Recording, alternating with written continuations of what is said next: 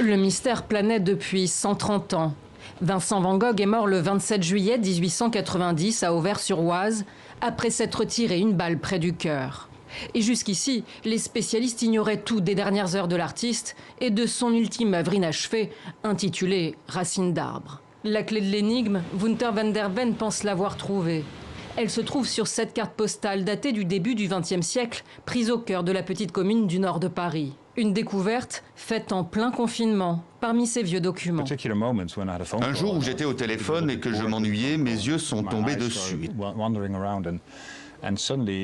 Tout à coup, j'ai vu que la représentation ici des racines des arbres était les mêmes que celles de sa dernière œuvre.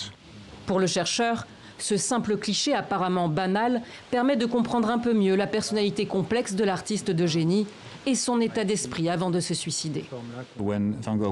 Quand Van Gogh a peint, il devait être complètement sain d'esprit parce qu'il était très concentré quand il peignait. Il n'était pas un fou qui jetait sa peinture sur la toile comme il est parfois décrit. Il était très prudent dans sa façon de travailler. Tout ce qu'il fait est soigneusement pensé et exécuté.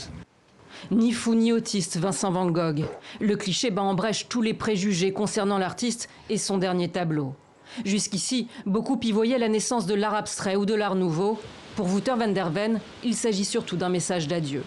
Ce dernier tableau, c'est aussi son dernier message, puisqu'il l'a composé quelques heures seulement avant de mettre un terme à ses jours.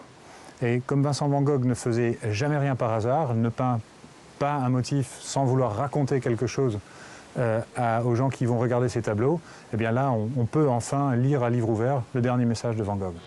L'artiste à l'oreille coupée s'est éteint ici, dans cette auberge. Désormais, ses admirateurs pourront se tenir à l'endroit même où il a passé ses dernières heures à créer.